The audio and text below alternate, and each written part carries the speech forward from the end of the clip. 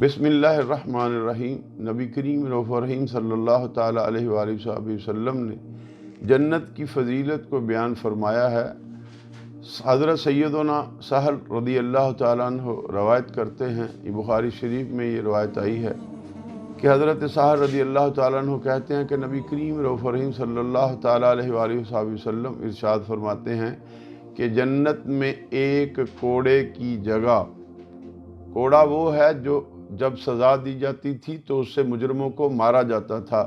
میرے آقا کریم علیہ السلام نے فرمایا جنت میں ایک کوڑے کی جگہ دنیا اور دنیا کی ہر چیز سے بہتر ہے۔ اور پھر آقا کریم علیہ السلام نے ارشاد فرمایا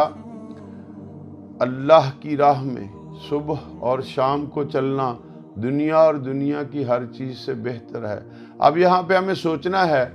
کہ کوڑا تو ایک رسی مانند وہ چیز ہوتی ہے، تو میرے آقا کریم علیہ السلام ارشاد فرما رہے ہیں کہ جنت میں اگر کوڑے کی مقدار، کوڑے کے حساب جتنی جگہ بھی انسان کو مل جائے تو دنیا کی ہر چیز سے بہتر ہے۔ اب میرے پیارے بھائیوں، بات یہ ہے، اے مومنین، جنت جائیں گے کیسے؟ جنت میں وہ جگہ کیسے نصیب ہوگی؟ تو میرے آقا کریم علیہ السلام نے ساتھ ہی وضاحت فرما دی کہ جو اللہ کی راہ پہ چلتا ہے اسے جنت نصیب ہوتی ہے۔ اللہ کی راہ پہ چلنے کا مطلب کیا ہے کہ صبح اور شام کے وقت آپ اللہ کے دین کی خدمت کے لیے نکلو، اللہ کے دین کی اشاعت کے لیے نکلو، اللہ کے دین کی تبلیغ کے لیے نکلو،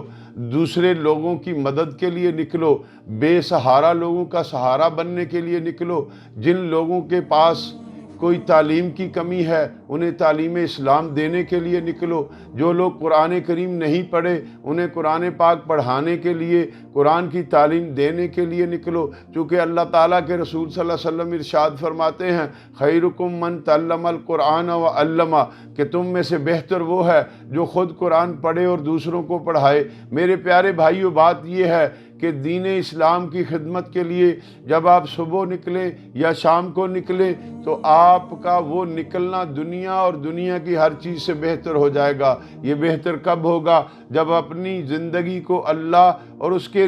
کے رسول کی رضا کے لیے گامزن کر دیں گے۔ آپ اپنا جو بھی کام کریں گے اس میں یہ آپ کی نیت ہوگی کہ میرا یہ کام میرے اللہ کی رضا کے لیے ہے، میرا یہ کام میرے نبی کریم علیہ السلام کی محبت کے لیے ہے، میرا یہ کام انسانوں کی